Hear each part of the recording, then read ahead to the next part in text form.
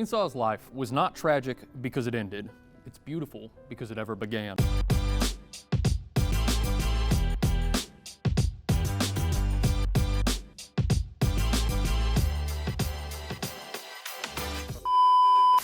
What's going on, everybody? It's me, Super Dave, and you are watching MILTOWN's Best.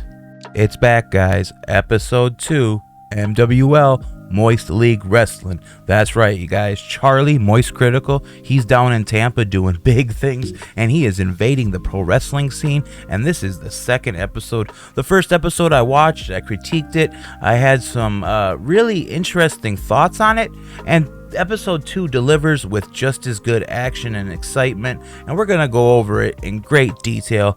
But guys, we gotta talk about how interesting the fan reactions have been. I have never seen the fans get behind something like this, and we're talking wrestling fans, guys. The wrestling fans love the MWL. Even with all the flaws in the actual professional wrestling, they love it. They love it, guys. But before I get to actually talking about what episode 2 was about, I just got to tell you a couple things that really get to me, guys. You know, Charlie's taking the MWL serious. While the storylines are comedic, he wants to take this seriously. He wants to make it a comedic professional wrestling product. But you cannot make a comedic professional wrestling product without a wrestling ring. I almost didn't review episode 2 for the sheer fact that it wasn't taking place in a wrestling ring. Now, I know Moist has a lot on his plate, and I know he wants to do something different with the MWL. But if you're not going to have a wrestling ring, why have a wrestling show? That's like a character. Like, you cannot have Super Mario without Mario. Like, pro wrestling takes place in a ring. So I understand the whole storyline at the funeral. It goes back. It's an homage almost to the Steve Austin Booker T grocery store fight. So I get where they're going with it. But when you're doing spots in a building, like acting like you're bouncing off ropes when there's no ropes, that just ruins the illusion, guys. In professional wrestling training, that is like the number one thing you will learn, bro, is you gotta learn to make it look real. You have to learn to sell. And when people are doing Irish whips and there's no ropes to bounce off of, it looks extremely choreographed and extremely off-putting to a lot of viewers.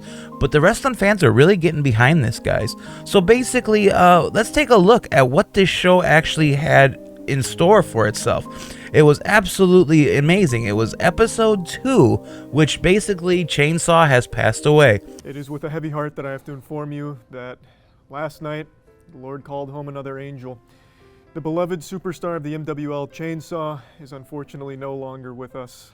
So the storyline is in episode 1, Chainsaw, he's a Russian lumberjack, I believe, and I guess you learn in episode 2 that he was adopted, and he has passed away too after his big win he had on his mortal enemy, Dow Jones. And Dow Jones is supposed to be this wealthy investor, all about the stock markets. And in the storyline, I guess Chainsaw followed some bad investments and lost all of his money.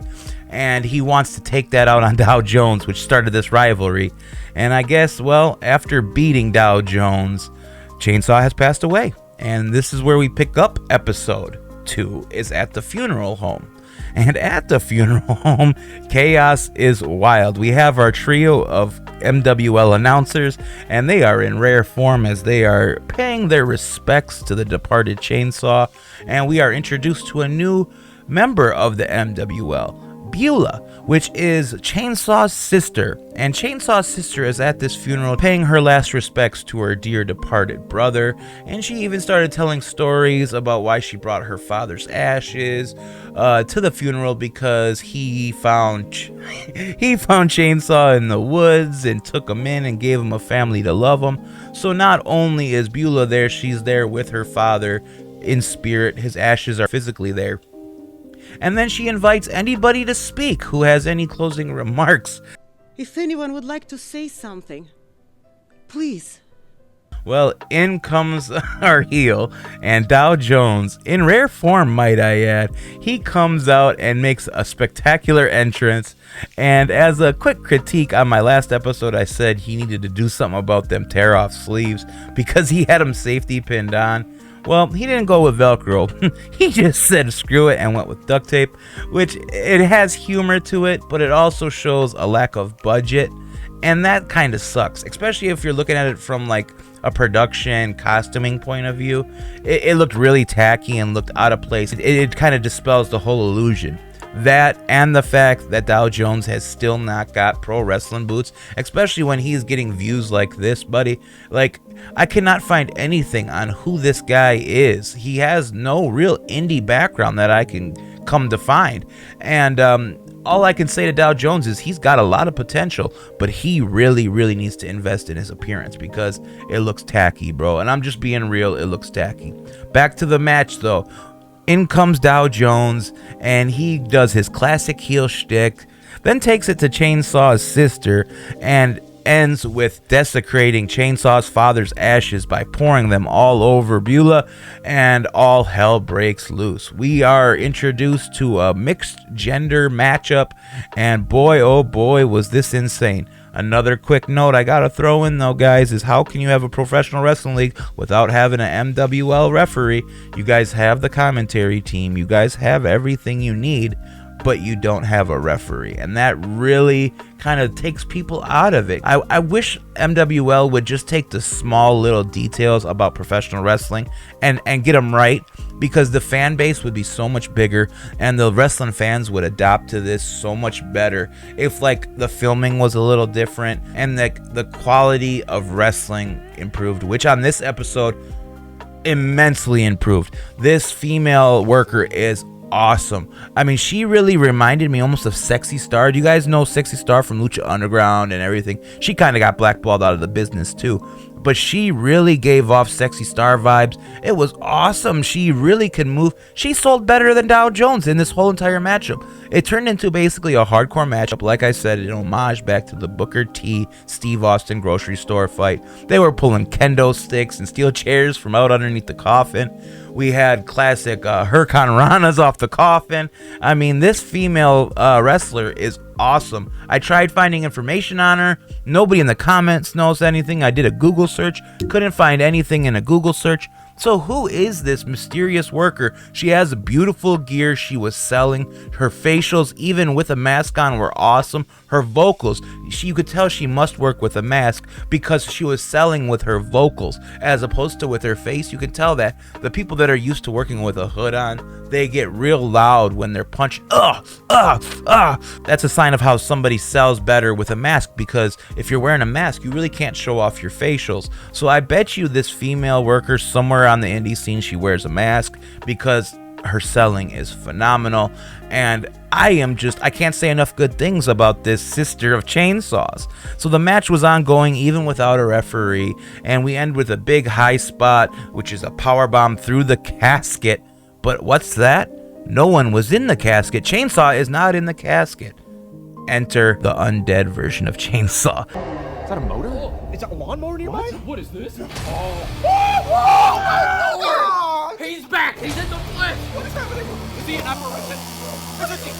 Oh my god! Oh! How is he not? That's right, guys. Charlie is bringing the undead into MWL. What a creative spark, a twist on pro wrestling that I haven't seen done in quite some time. If you look at the reviews that this match got, wow, the comments are on fire. I haven't seen this much support for professional wrestling since the Glow days back in the 80s. And I know you guys don't, that's ancient history to a lot of people, but the fans are really taken to this. And this is not like legitimate pro wrestling that we see out on the indies or anything. This is campy, it's fun. They're using no names or very unknown indie workers, which makes fun because Dow Jones can really become Dow Jones. He doesn't have a past on the indies where you're gonna be like, oh, that's Rick Slater playing Dow Jones. You know, he's coming in as an unknown, so he can really build this thing and make it his own, which nobody's doing, guys. When you see growth like this,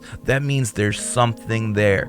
There's that it factor. Besides just Charlie, we all know Charlie's got that it factor, but there's something about this talent, the Chainsaw guy, the Dow Jones, this new female wrestler. They all have a spark to them, and it's different than what we're used to seeing.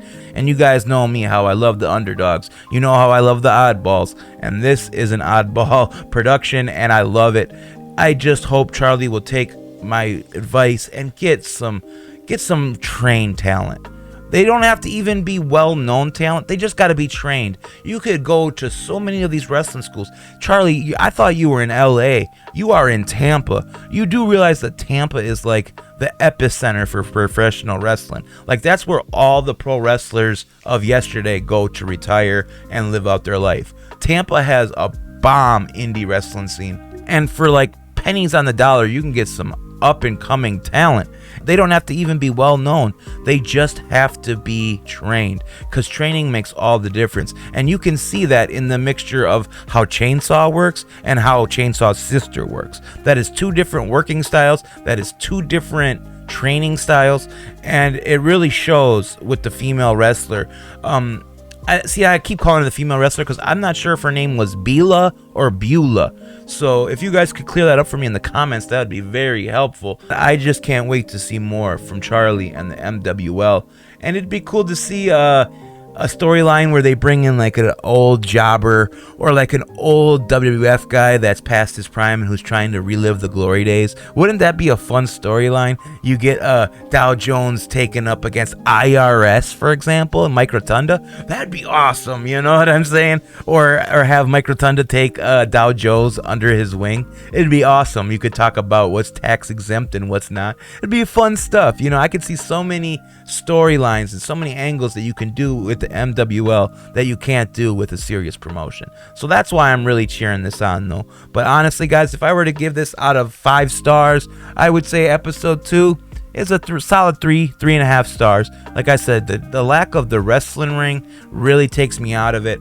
Even if they would have started the episode in like a green screen stadium area where it looked like, okay, now we're going to go to Chainsaw's funeral, but at least they'd know that there's a ring that says professional wrestling, because this almost seemed backyard wrestling. It came off a little backyard, you know, and like I said, the lack of the ring ropes and then doing moves that require ropes really shatters the illusion. That's like my major critique, guys. But overall, like I said, 3.5 stars. Episode 2 of Moist Wrestling League in the books. I'm waiting for the next one, guys. That's about all I can say on this episode. With all that being said, guys, I'm Super Dave, and I love you. And go tell somebody else you love them, all right? Peace.